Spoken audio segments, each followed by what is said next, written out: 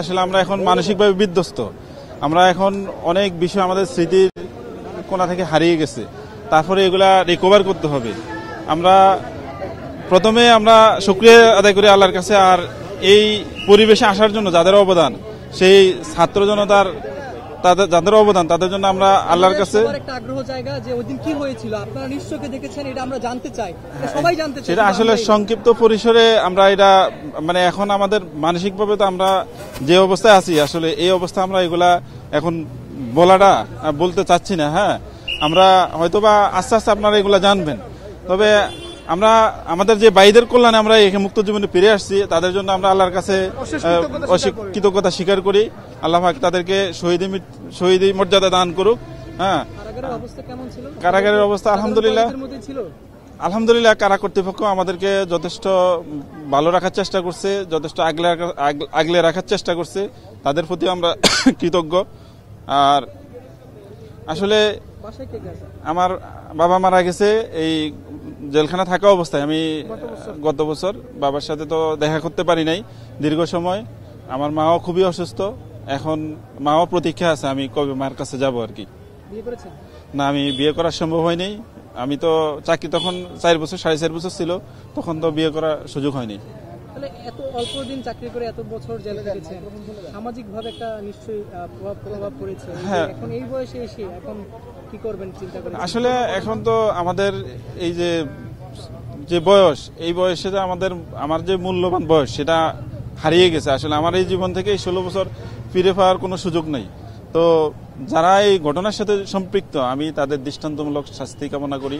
এবং যারা শহীদ হয়েছেন, যে সেই 57 জন সেনা কর্মকর্তা, আমার প্রিয় অফিসার, আমি তাদের জান্নাতের সর্বোচ্চ মর্যাদা কামনা করি। হ্যাঁ, জামিন পেয়েছেন, কিন্তু মামলাটা তো রায় পর্যন্ত যায় নাই। এই মামলায় আরো আপনারা ভোগার কোনো সম্ভাবনা আছে কিনা, আরো ভয় আছে কিনা, শঙ্কা আছে কিনা যে এই মামলায় আপনাদের আরো কোনো ক্ষয়ক্ষতি বা কোনো রকম আছে কিনা? আমরা বিশ্বাস করি যে আমাদের বিরুদ্ধে যে ষড়যন্ত্র হয়েছিল, সেই ষড়যন্ত্রর যে পরে এখন যে দেশের পরিবর্তন হয়েছে, এই পরিবর্তনে আমরা মনে করি, আমরা বিশ্বাস করি হয়তোবা ন্যায় বিচার পাবো। এটাই আল্লাহর কাছে আমরা কামনা করি এবং কর্তৃপক্ষের কাছে কামনা করি। হ্যাঁ, আমরা তো অবশ্যই ষড়যন্ত্রের শিকার। আমার এই যে 16টি বছর আমার জীবন থেকে হারিয়ে গেল, আমি সীমান্ত রক্ষা করার জন্য আসছি। সীমান্তে যখন বড় যুদ্ধের ইতিহাস আমি শুনছি যে আমি দেশের জন্য কিছু করব, দেশের সীমান্তে ভারতীয় আধিপত্যবাদের বিরুদ্ধে নিজেকে উজাড় করে দিব, এই জন্য এই কথা শুনে অনুপ্রাণিত হয়ে বড় যুদ্ধে আমাদের যে বিজয়, এই বিজয়ে অনুপ্রাণিত হয়ে আমি বিডিআরে ভর্তি হয়েছি।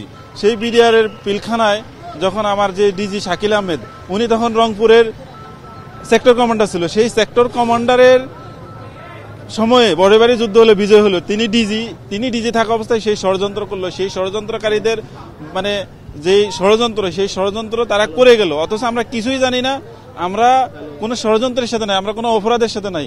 তারপরেও এই 16টি বছর আমার জীবনটাকে হারিয়ে গেল।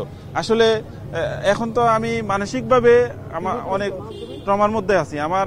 আমার এখন আমি চিকিৎসা করাইতে হবে, আমি অনেক অসুস্থ।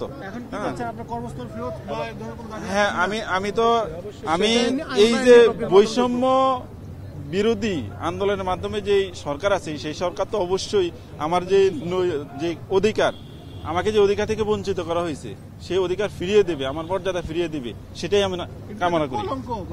হ্যাঁ, আমাদের জীবনের উপর তো একটা কালো অধ্যায় লেখন করে দেওয়া হয়েছে, সেটা থেকে আমরা মুক্তি চাই। সেই কালো অধ্যায় থেকে আল্লাহ সাহায্য চাই এবং কর্তৃপক্ষ যেন আমাদেরকে সেই কলঙ্কজনক অধ্যায় থেকে মুক্ত হয়ে আমরা যেন ভালো জীবনে ফিরে যেতে পারি।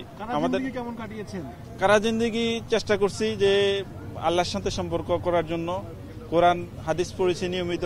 আসলে কারা জীবনের সম্বল একটাই, যে এই 16 বছরের জীবনে আল্লাহর সাথে সম্পর্কটা বৃদ্ধি কিভাবে হয়, সেই দীক্ষাটাই নিয়েছি। আমি আমার জেলখানায় থাকা অবস্থা, আমি আমার বাবা মারা গেছে, বাবাকে হারালাম, অনেক আত্মীয় স্বজনকে হারালাম। আমার মা এখন অনেক অসুস্থ, খুবই অসুস্থ। আমার ভাই বোনগুলা যাদেরকে আমি আগলে রাখতাম, তারা আমার না থাকার কারণে আমার সাংসারিক জীবন, আমার ভাই বোন, তাদের পড়ালেখা, তাদের শিক্ষা দীক্ষা, এগুলা অনেকাংশে তারা সঠিকভাবে পায়নি। না, আমি বিয়ে শাদী করার সুযোগ হয় নাই। আমার তখন তো চাকরি কম ছিল, বিয়ে শাদী করার সুযোগ হয়নি আমার।